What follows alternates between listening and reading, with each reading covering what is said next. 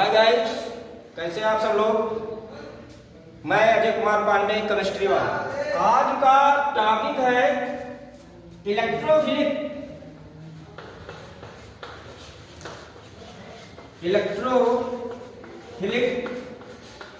Substitution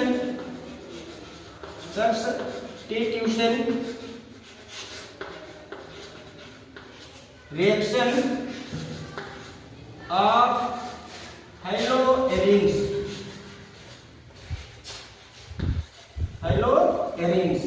हेलोएरिन्स में आज आपको बताने वाले हैं नाइट्रेशन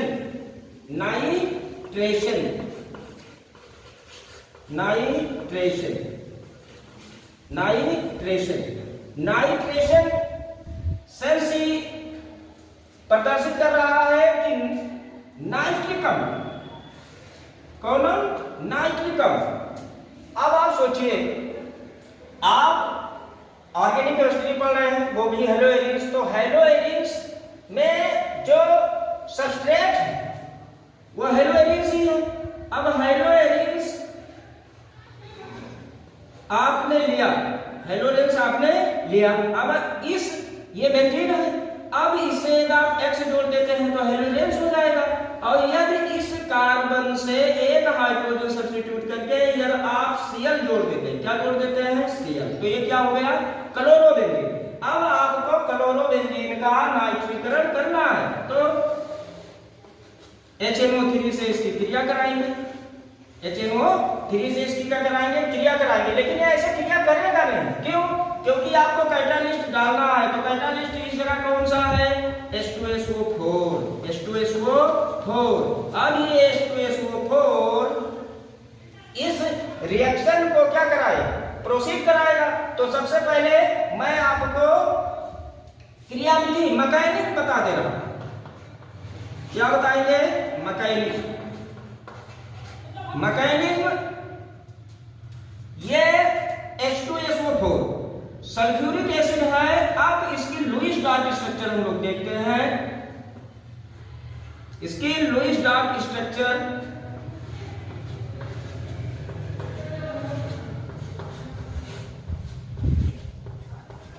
ये देखिए।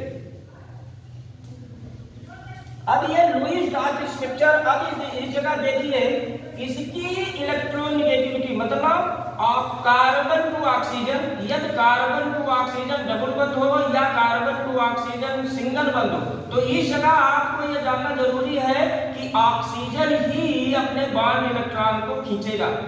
तो इस जगह यदि अपना बॉन्ड इलेक्ट्रॉन खींचता है तो ये H धनायन के रूप में निकल जाएगा। और H धनायन निकला तो आपको मिला क्या?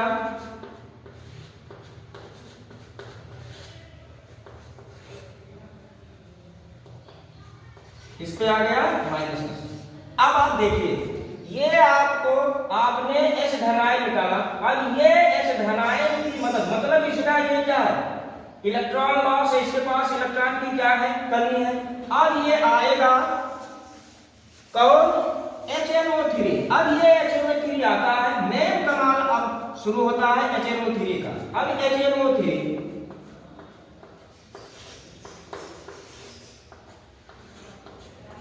अब देखिए इसके पास कितने लोन पेयर हैं? 2 लोन पेयर। अब ये क्या करेगा? इस H धनायन की मदद करेगा मतलब अपना एक लोन पेयर इलेक्ट्रॉन इसको डोनेट करेगा। और जब डोनेट करेगा तो मिलने वाला क्या है आपको? देखिए, वो डबल बंध N, डबल बंध वो, सिंगल बंध वो, और इसने डोनेट किया है ऑक्सीजन में एक लोन पेयर इलेक्ट्रॉन डोनेट किया है, तो इस पे कौन सा आ जाएगा? प्लस का। और ये H इसने H को जोड़ लिया और एक H इसके पास थे, तो अब आप सोचिए कि ऑक्सीजन पे कौन साइन आ गया? प्लस का साइन। तो अब आपको पता है कि क्या होने वाला है। इसका मतलब ये है कि ये ऑक्सीजन अपनी बॉन्डेड इलेक्ट्रॉन को क्या करेगा? खींचेगा। और खींचेगा तो जस्ट क्या होने वाला है?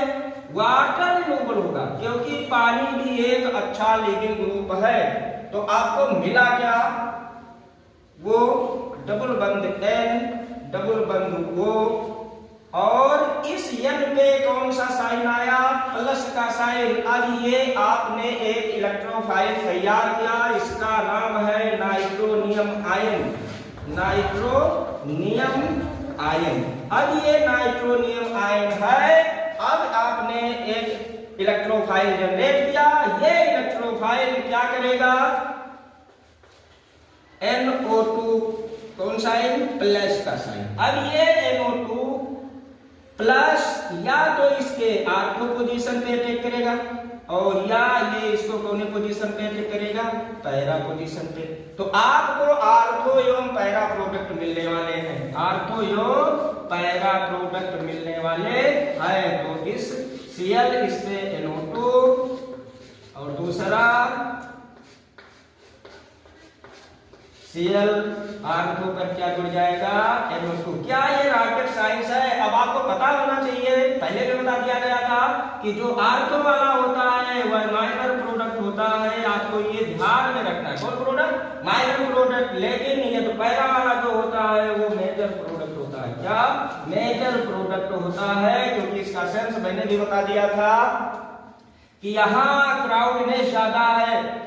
क्या है, क्राउडनेस ज्यादा है। तो क्राउडनेस ज्यादा होने के नाते यहाँ माइनर, यहाँ क्राउडनेस नहीं है, यहाँ बिल्डिंग बनाना आसान है। इसलिए आपको मेजर वाला जो प्रोडक्ट मिलेगा वो आधिक्य में मिलेगा।